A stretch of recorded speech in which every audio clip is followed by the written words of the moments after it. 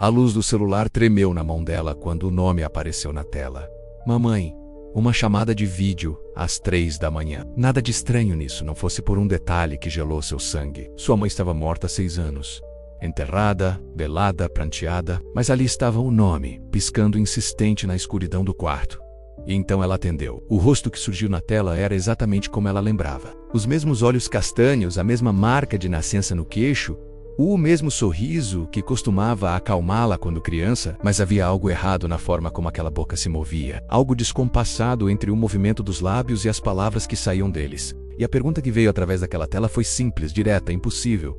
Onde você escondeu a chave? Que chave? Ela nunca havia escondido chave alguma. Mas aquela voz, a voz que ela conhecia melhor que a própria, insistia.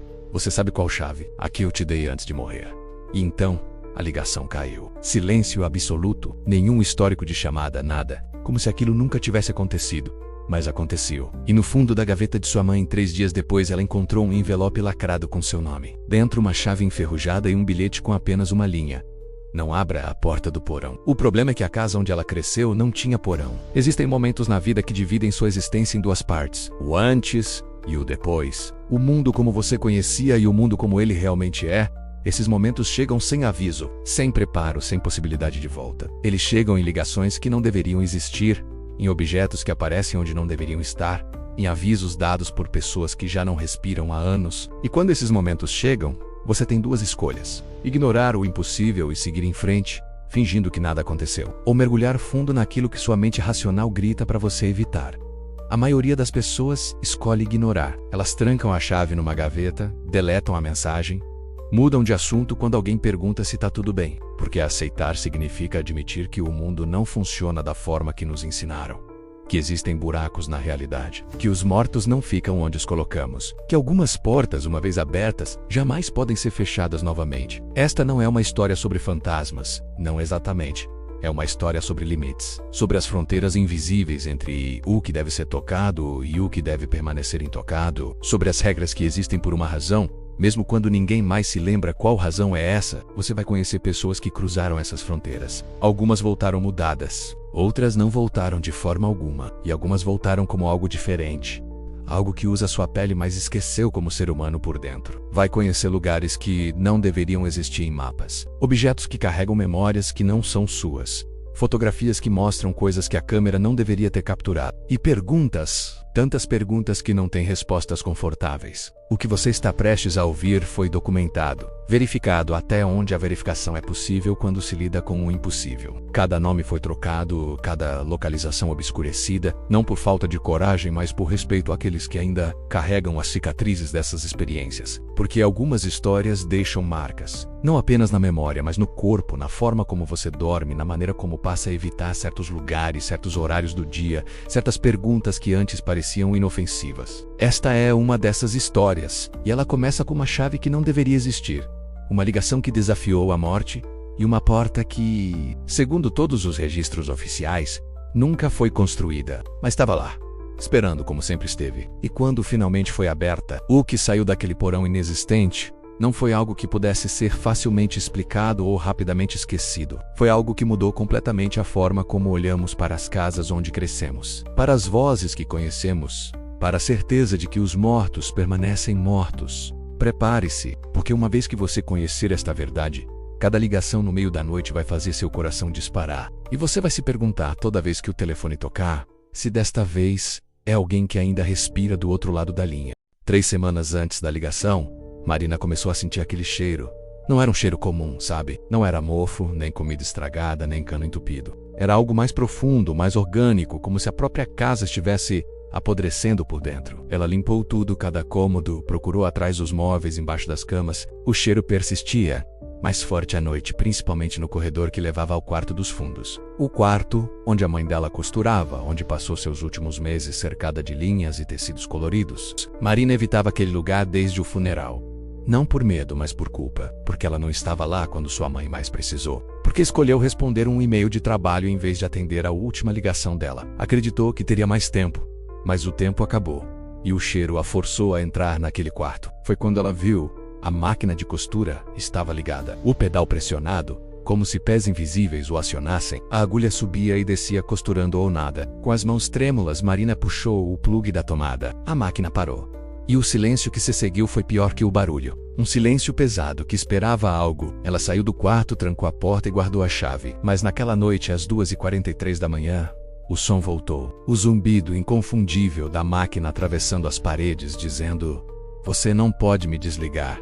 Não pode fugir do que deixou inacabado." Ela chamou um eletricista. Um senhor de uns 60 anos, com mãos calejadas e um ar de quem já viu de tudo. Ele examinou a fiação, a tomada, a máquina, tudo normal. Mas quando Marina contou que a máquina ligava sozinha, mesmo desligada da tomada, o rosto dele mudou. Ele ficou quieto, olhando para a máquina como se visse algo além. Então ele perguntou com uma voz estranha: "Quem morreu nesta casa?" Marina ficou sem ar.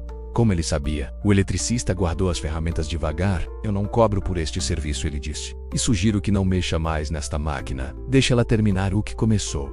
Algumas coisas precisam acabar, mesmo depois da morte." Ele foi embora apressado, como se fugisse de algo que só ele via. E Marina ficou sozinha de novo. Sozinha com uma máquina que costurava o invisível.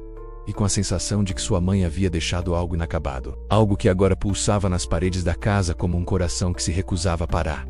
Naquela noite, ela não dormiu. Ficou deitada na escuridão, ouvindo, e o som veio. Mas não era só a máquina. Eram passos, lentos, arrastados, vindo do corredor. O som de alguém descalço parando bem em frente à sua porta. Marina prendeu a respiração. Uma sombra bloqueou a luz por debaixo da porta. E então, uma voz. Baixa, familiar, impossível. "Marina, abra a porta. Eu esqueci de te contar algo importante. Sobre a chave." Mas Marina não abriu. Ficou paralisada até o amanhecer. Quando finalmente criou coragem, o corredor estava vazio. Exceto por uma coisa: um pedaço de linha vermelha no chão bem na frente da sua porta. A linha do carretel favorito da sua mãe. E a linha não estava jogada de qualquer jeito. Ela formava uma palavra costurada no piso de madeira com uma precisão assustadora. Porão. Marina foi para a cozinha, tentando se lembrar, tentando achar na memória qualquer menção a um porão naquela casa. Mas não havia nada. Só um vazio. E ela começou a perceber que aquele vazio, aquela ausência de memória, era mais assustador do que qualquer resposta que pudesse encontrar. 5 da manhã, o sono já não era uma opção. Aquela linha vermelha ainda queimava na minha memória, marcada a ferro. Numa busca desesperada online, eu descobri: a planta original da casa estava arquivada na prefeitura. Assim que o expediente começou, corri para lá, com o medo corroendo minhas entranhas, mas com uma determinação que o escondia. A atendente, uma senhora de meia idade, digitava tudo no sistema com uma lentidão que me dava vontade de gritar. Finalmente, a impressora cuspiu umas folhas amareladas com cheiro de tempo e papel velho. Peguei as plantas com as mãos trêmulas e abri ali mesmo, no balcão. Sala, cozinha, 3 quartos, 2 banheiros, lavanderia. Tudo como eu conhecia, perfeitamente normal. Nenhum porão, nenhuma escada para baixo. Nada. O alívio que eu esperava sentir não veio. Porque, se nunca houve um porão, o que minha mãe quis dizer? Que segredo aquela voz no corredor tentava me revelar? E principalmente, o que aquela chave abria? Quando eu já estava de saída, a atendente me chamou. "Espera, tem uma coisa estranha aqui." Ela olhava para a tela, confusa. "Tem uma anotação anexada ao processo. Uma solicitação de modificação estrutural de 1978. Senti meu estômago gelar.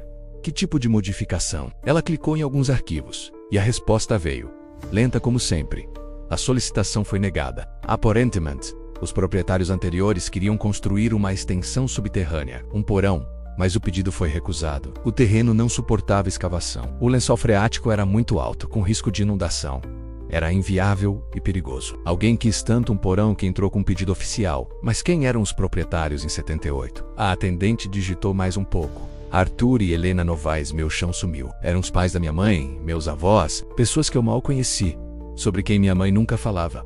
Perguntei se havia mais alguma informação. A atendente hesitou, baixou a voz. "Olha, isso não é público. Mas já que você é parente, eles morreram. Os 2, no mesmo dia. Acidente doméstico." A casa ficou abandonada por anos antes da sua mãe herdar. Saí da prefeitura com a cabeça girando. Fui para a biblioteca municipal e pedi acesso aos jornais antigos. Encontrei a data da morte dos meus avós, procurei a notícia no microfilme. Uma nota pequena na seção policial. Casal encontrado morto em residência. Causa provável: intoxicação por gás devido a um vazamento no aquecimento. Sem sinais de crime. Uma tragédia comum. Mas então, uma frase no final da nota congelou meu sangue. Vizinhos relataram ter ouvido sons de escavação vindos da propriedade nas semanas anteriores ao incidente. A polícia não encontrou evidências de trabalhos de construção no local, sons de escavação. Mas o pedido do porão foi negado. Então, o que eles estavam escavando e onde? Voltei para casa no fim da tarde. O céu laranja parecia um presságio. Entrei com cuidado, cada sentido em alerta. Fui direto para o quarto de costura, que eu vinha evitando. A máquina de costura estava lá, parada, silenciosa. Mas eu não estava procurando por ela. Eu procurava por um sinal, uma pista, qualquer coisa que provasse que minha mãe sabia sobre a escavação, sobre o segredo que matou seus próprios pais. E então eu vi, no alto do armário coberta de poeira, uma caixa de sapatos velha. Subi numa cadeira, peguei a caixa com cuidado. Dentro havia dezenas de fotografias. Minha mãe, com uns 7 ou 8 anos, em frente a esta mesma casa. Mas o que me chocou foi o que estava atrás dela. Uma abertura no chão.